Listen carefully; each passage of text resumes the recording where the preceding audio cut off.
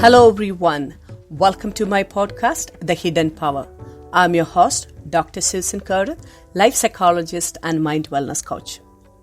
In today's episode, we are going to talk about some parenting skills and parenting behavior.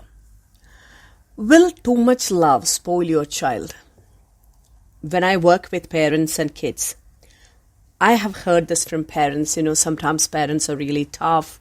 The children say that, they are very strict or they are disciplinarian and too much, it is too much to handle their parents. When I check with parents say that we love them, but we think that, Susan, if we express the love like that, it is going to spoil them.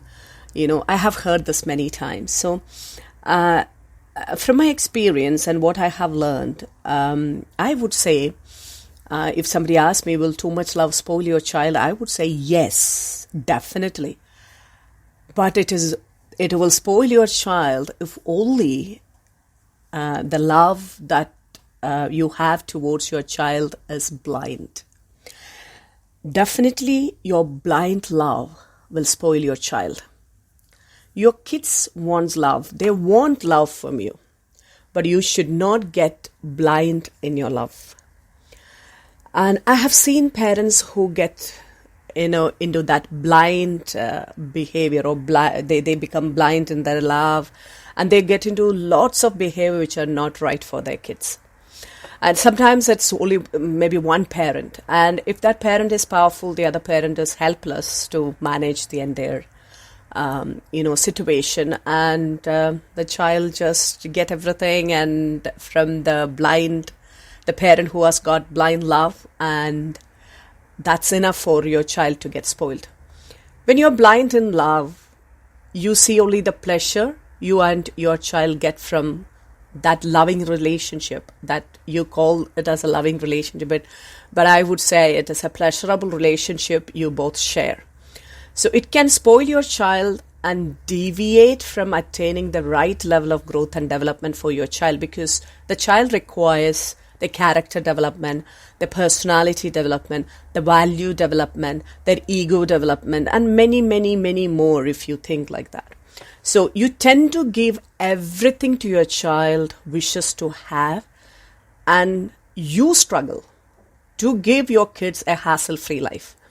So you tend to feel sad or upset when the child is getting into some kind of a pain, whether it is to follow certain rules of the family or in the school, or somebody or someone says that your child, maybe complain or about your child's behavior, or even in the classroom or in the parent-teachers meeting. Sometimes the parents doesn't want to hear about your child's wrong behavior. They rationalize that behavior and say that, the child get away with that behavior. When you do that, when you take the struggle to, cover up for your child, it can make your child a self-centered and selfish person. The child become very selfish and self-centered. You may overlook the problem behaviors and ignore the pain caused by their reckless behavior. That means the children, they may not consider for others. They may not have empathy. They may not look at how others are feeling. And they do their behavior. And then you may ignore it. You may overlook the consequences and everything because you are blind in your love. You will never hear others' feedback or criticism as you go deaf in your blind love towards your child. You become deaf as well. Think about it. You can't see, you can't hear about what is happening in the child's life and your life except the pleasure. You take any nonsense from your child as your all senses get jammed with your blind love. So your kids get away with the mean and harsh behavior as you become blind to life values and morals. Anything they do, they get away with. I have seen in my, professional life, there are many kids who become like that. They become, become ODD. They suffer from ODD. They suffer from, conduct disorders, because most of the time this has been, supported by the parents' blind love. You tend to make everything comfortable and cozy for your child, as you don't want to see your child suffer from disappointments and pain. And you can't see your child is getting disappointed. If they want something, you immediately wanted to give that to them. And you cannot see that your child is going through some pain. Instead, you will take it. You will do anything to make your child, comfortable, and, they are happy all the time. So you allow every pleasure your child indulges in, even though you are pretty sure that it can damage your child's life in the long run.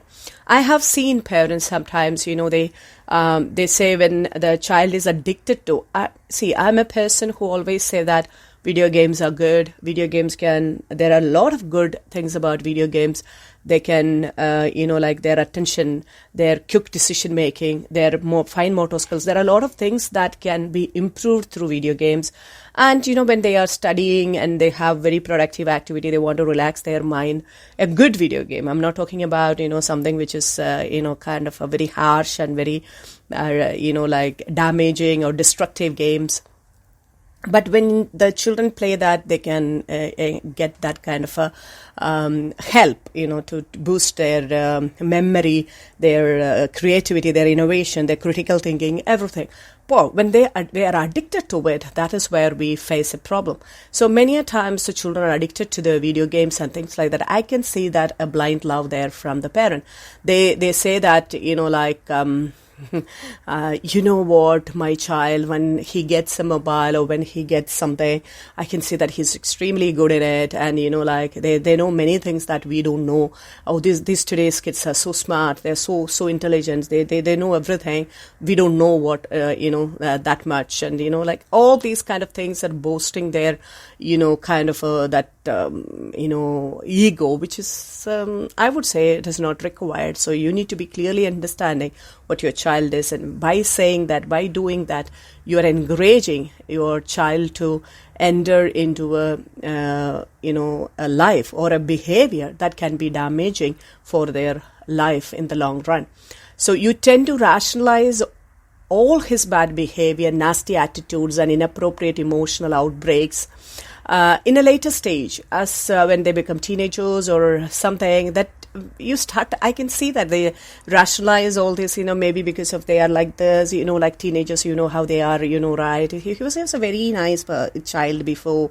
I don't know why. Now it is, I can see that something.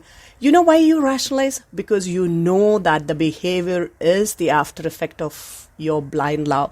You just gave a blind, you just covered it, when they were small, or they were, when you were able to really help them to come out of it. So when they got that opportunity to develop their behavior like that, they become more and more aggressive, or their emotional outbreaks were so often, and, you couldn't handle them.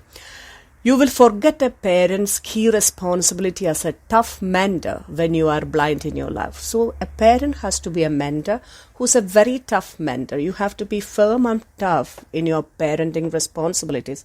So when you're, people think that, when you become tough and firm, you are not liked by your child. No, show them lots of love, shower them with love. But when it comes to helping them to shape their personality, shape their behavior, shape their character, their ego, their value system, culture, everything, you need to be careful about. You need to be tough and firm in that area.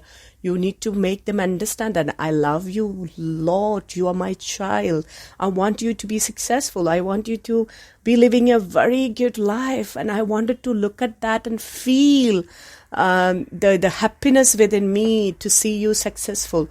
However, for that, I need to do certain things. I must be a counselor, I must be a mentor, I must be a coach, I must be a trainer, I must be a disciplinarian. I know that should be your attitude as a parent towards your child.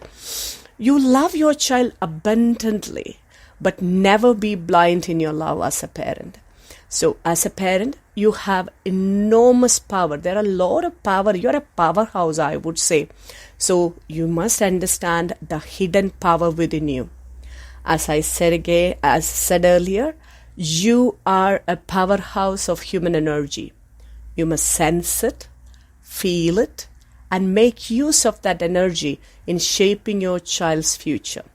Trust me, your parental energy has all the potential to transform lives. Make good use of it.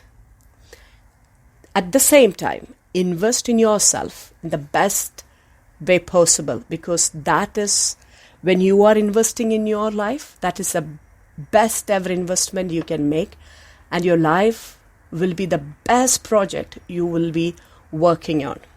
Listening to the Hidden Power podcast can make your personal transformation easy and flawless. Hope you enjoyed today's message. This is your host, Dr. Susan Koruthu. I will see you in the next episode. Until then, live well and laugh more. May God bless us all.